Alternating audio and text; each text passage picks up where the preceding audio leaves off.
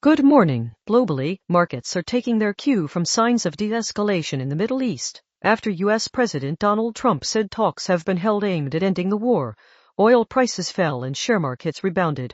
According to the BBC and the Financial Times, that shift matters because the conflict has been directly feeding into energy price volatility and broader inflation risk. On the conflict itself, the picture remains unstable. The Financial Times reports Trump has postponed possible attacks on Iranian energy infrastructure for 5 days while talks continue, and notes Pakistan is stepping up as a go-between. Al Jazeera reports Israel is expected to push back against the U.S. move toward de-escalation, and separately says an Israeli strike on a bridge in Lebanon is raising fears of a ground incursion. Al Jazeera also outlines the coordinated release of 400 million barrels from strategic reserves by International Energy Agency members, a measure designed to cushion supply shocks if shipping through the region is disrupted. On the global economy and technological policy settings, Hong Kong has introduced new national security rules allowing police to demand phone passwords, with penalties for non-compliance.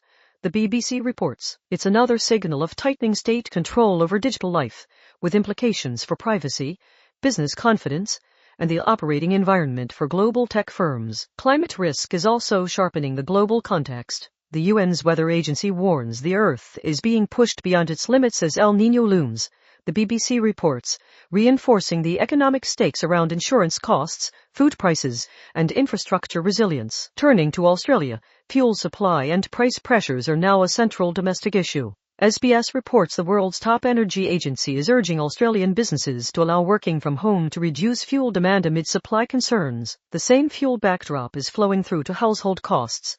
SBS reports rideshare companies including Uber and Didi are raising fees, and it's also prompting more Australians to consider electric vehicles, with SBS outlining practical considerations before switching. State leaders are warning that ad hoc fuel rationing could recreate COVID-era confusion. The Sydney Morning Herald reports the NSW and Victorian premiers are flagging extraordinary interventions if shipments dry up, and are calling for national leadership from the Albanese government. This is now a live test of federal coordination across supply chains, critical infrastructure and public messaging, with clear implications for the Australian economy. On trade and the broader economic outlook, the SMH reports Australia's long-delayed free trade deal with Europe has finally been agreed, after 8 years of negotiations. The deal is expected to lift Australian red meat exports and resolves long-running disputes over European geographic indicators, including product names. In Australian politics, The Guardian reports One Nation has surged in South Australia,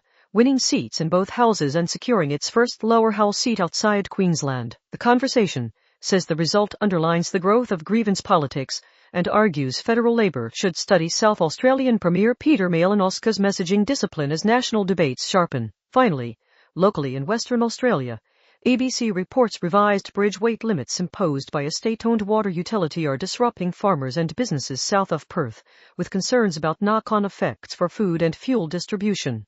ABC also reports St John WA is seeing a rise in assaults on paramedics, with frontline staff detailing serious trauma. And ABC reports a Perth mother says her 3-year-old with complex epilepsy is being bounced between 2 public hospitals, highlighting pressure points in specialist care access. That's the latest on the material developments shaping markets, security, and policy settings this morning.